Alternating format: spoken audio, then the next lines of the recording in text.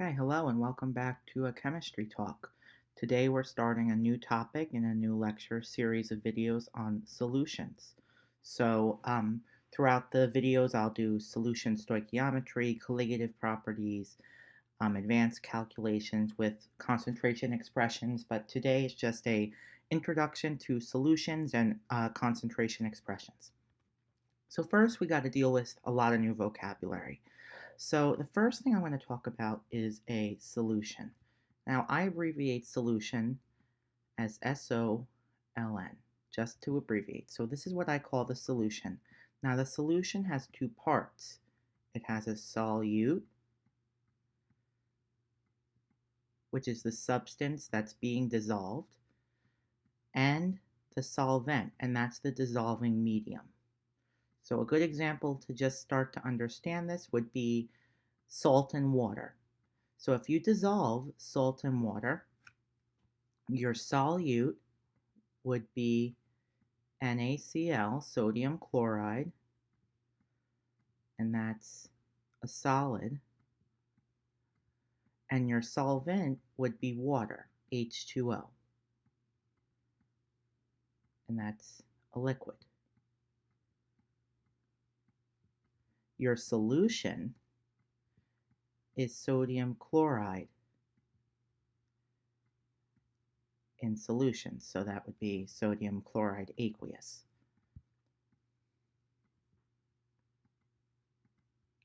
So aqueous means dissolved in water. So here sodium chloride is dissolved in water. So we can abbreviate that as aqueous, which is abbreviated as a little AQ. So in this case, the solid sodium chloride is the solute, the solvent is the dissolving medium, the water, and the solution itself is the combination of these two things. So that deals with this vocabulary here. Solubility is the ability for a substance, the solute, to dissolve in a solvent. So it's the likelihood of a particular solute to be able to dissolve. Now there's three different types of solutions. A saturated solution is where no more solution can be dissolved in the solvent. You've reached the maximum solubility.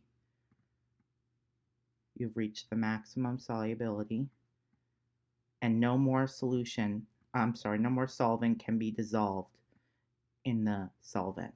So you've reached the maximum solubility. An unsaturated solution is the opposite of that. You have not reached the maximum solubility or the equilibrium solubility, so the solute concentration is lower than that maximum. So here you're beneath the max. So this is the opposite here. You're lower than the max. So it is the opposite of saturated, lower than the max. And I'll just put a little arrow up here. Now, supersaturated solution is a solution that contains more dissolved material than should be able to be dissolved in normal conditions.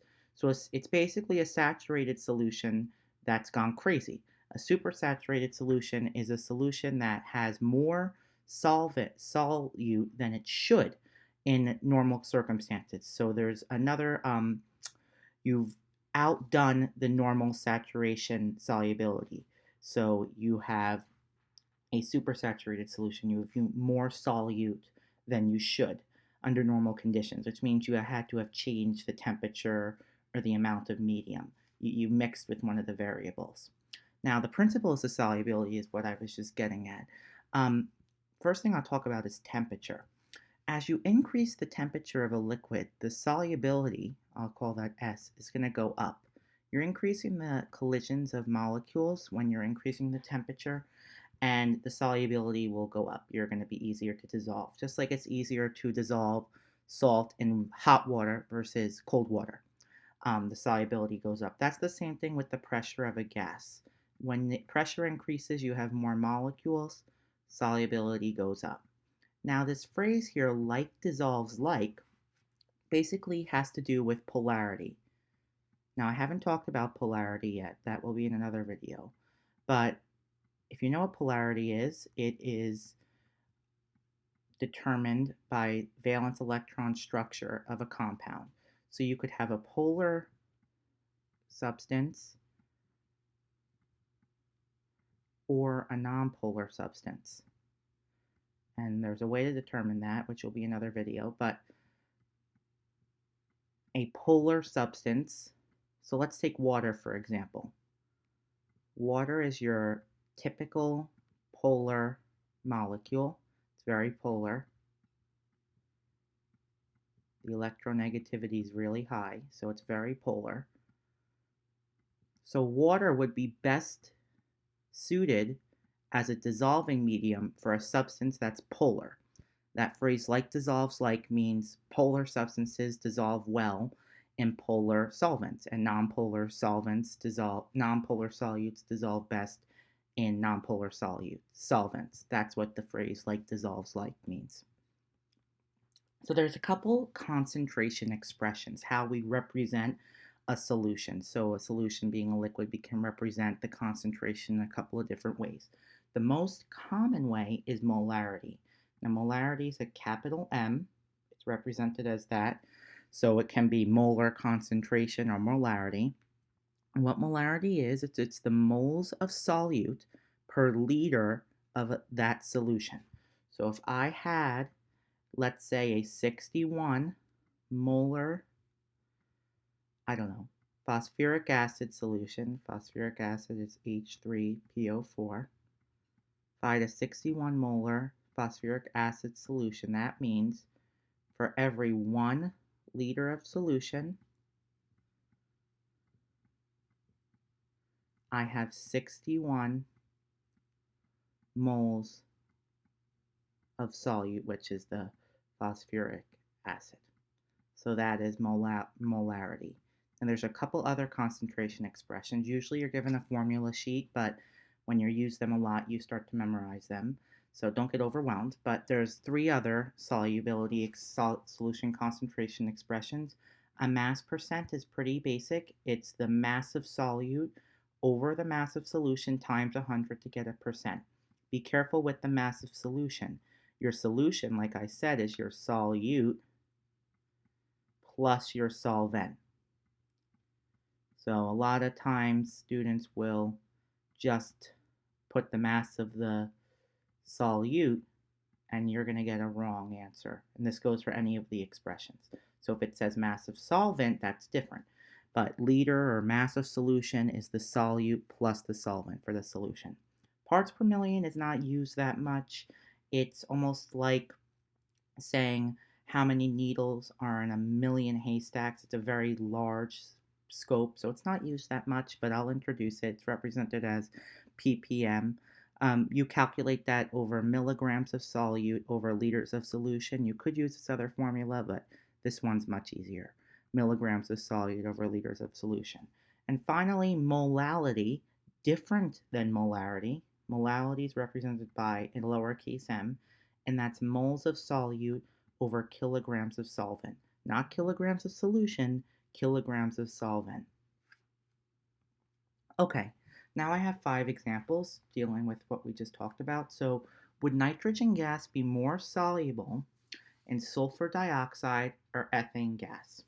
Okay, so nitrogen gas is a diatomic molecule. Diatomic molecules are nonpolar. It's just a fact. Now, I know the polarity of these 2 molecules just by memorization, but I will prove it to you their polarity. So sulfur dioxide is represented by SO2. If I was to write the Lewis structure of sulfur dioxide, I have 2 oxygen molecules. Now I can get a double bond between the 2 molecules, but I'm left with a lone pair of electrons on sulfur, and I'm left with 4 lone pairs on the oxygen molecules. Now, if I have lone pairs, this is definitely uneven sharing of electrons. So this molecule is very polar. Ethane gas is a hydrocarbon. Almost always hydrocarbons are nonpolar. They have even sharing of electrons, but I will draw a structure for this molecule. So I have 2 carbons, each having 3 hydrogens, no lone pairs. I have a single bond between the carbons, and I'm left with 3 hydrogens. So this is a very nice looking Lewis structure, so nice and even. So this molecule is nonpolar. So if we're asking whether nitrogen gas would be more soluble in sulfur dioxide or ethane gas, you're looking at which substance is nonpolar. Here it's ethane gas. So nitrogen gas would be more soluble in ethane gas than sulfur dioxide because ethane is nonpolar. Okay, what is the percent sodium chloride if 19 grams of sodium chloride is dissolved in 100 grams of water? So I see percent, so I think this is a mass percent problem. Mass percent. And I know that mass percent equals mass of solute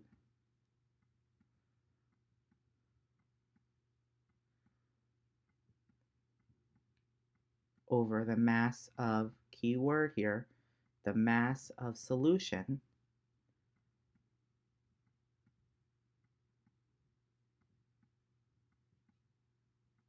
times 100 to get it into a percent. So sodium chloride is NaCl. I don't think that matters here, but I'll just put it up there. So the mass percent, well, my solute is 19 grams of sodium chloride. This is the example I gave on the first slide, 19 grams of sodium chloride. But what is my solution? Not 100 grams of water, it's 119 grams. It's the sodium chloride plus the mass of the water, 119 grams of solution. My solution is the solute plus the solvent. So 19 divided by 119 times 100 to get it into a percent. So that's a 16% NaCl solution. So out of 100% of solution, 16% is salt. So just be careful with that solution term. Okay, a water sample contains 3.5 milligrams of fluoride ion and 125 milliliters of solution. What's the concentration of fluoride ion in parts per million? So parts per million is that concentration expression I introduced a couple minutes ago, ppm. Now parts per million has 2 formulas, but I only like one of them because the other one is annoying to deal with. And parts per million is milligrams of solute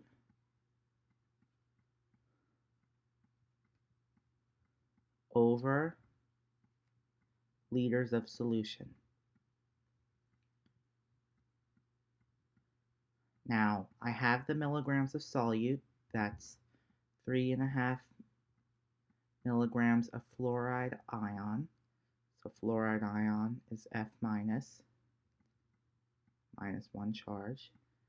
Now, how many liters of solution do I have? I have 825 milliliters. No good. I need it in liters. So if you need to write out the conversion, there's 1,000 milliliters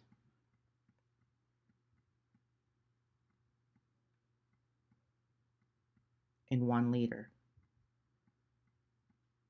So I have 0.825 liters of solution. So my 0.825 goes down here. When you get more comfortable, you'll be able to just, move the decimal place over and it just saves you a little bit of trouble. But you may make sure that it is in liters. So my answer is 4.2 parts per million of fluoride ion when you do the division. Parts per million, not super common, but does come up, so thought I would introduce it. All right, how many moles of hydrochloric acid are in 50 mils of a 6 molar solution? Okay, dealing with molarity. So if I have a 6 molar solution of HCl, what does that mean? Well, that means for every 1 liter of solution, I have 6 moles of hydrochloric acid. Now I can see where this problem is going. It's asking for how many moles are in 50 mils. So another way of writing this expression would be 6 moles of HCl per 1,000 mils of solution, because 1,000 milliliters equals 1 liter. And I could just see where this problem was going, so I thought I would do that. So I have 50 mils of this solution. Well, I just made the concentration expression. Per every 1,000 mils of this solution, I have 6 moles of hydrochloric acid. So my answer, 0.30 moles of hydrochloric acid. Now, I could have worded this problem differently. I could have asked for how many grams of hydrochloric acid are in this solution. In that case, you would just take this one extra step and you would convert the moles into grams. If you didn't recognize that the 1 liter was 1,000 milliliters, you would have to first convert the milliliters into liters and then use this original concentration expression. But I saved a step and wrote it like that. Okay, last problem. Calculate the molality of a solution that's prepared by dissolving 5 grams of sugar in 500 grams of water. Well, molality is different from molarity. I know, very similar, but different. And molarity is the moles of solute over the kilograms of solvent. Now, molality is used a lot in what we call colligative properties, and that's determining freezing and boiling points, and I'll have a video on that posted as well in the coming days, but molality is used for that a lot, but not much else. So, but it is important to know how to deal with it. So I need to convert the 5 grams of sugar I have into moles because that's my solute. So I have 5 grams of sugar, C12H22O11, table sugar. I have 5 grams. And I know that per every mole of sugar, there's 342 grams, the molar mass. So here I have 0.0146 moles of sugar. Okay, so that's my moles of solute. Now I need my kilograms of solvent, not solution, solvent. So my solvent's the water, so I need to convert the water into kilograms. So 500 kilograms water. You could just move the decimal place over 2 places, but I'll write out the conversion. There's 1,000 grams in 1 kilogram. So I have half a kilogram of water.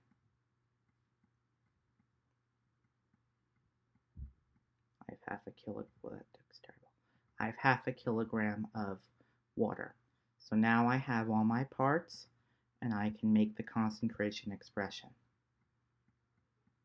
Kilogram of H2O. What is molality? Well, molality, lowercase m, is moles of solute, 0.0146 moles, over kilograms of solvent, kilograms of solvent being my water, over half a kilogram of water. So what do I get? I get a 0.0292 mol solution, lowercase m, and that's my answer. So I hope this gave you an introduction into solutions and concentration expressions. In the coming videos, I'll be doing videos on solution stoichiometry, colligative properties, intermolecular forces, and polarity. Thanks for tuning in.